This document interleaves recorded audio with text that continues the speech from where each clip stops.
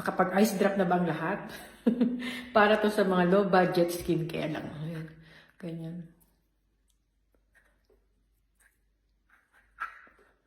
Dati ang ginagamit ko yung ice towel kasi nagtutubig na siya. Ang dali niya matunaw. Lalo na ngayon medyo mainit-init na. Ayan.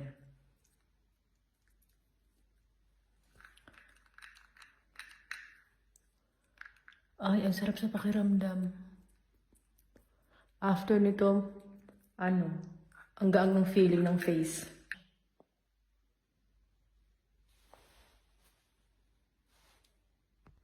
Ayun na siya, tuyuin na natin ng ganito lang, pinatutuyo ko. Hindi na ako gumagamit ng towel sa face.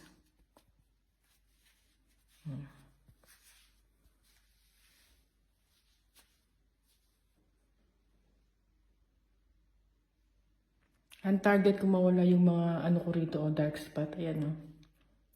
O yan ang target ko mawala.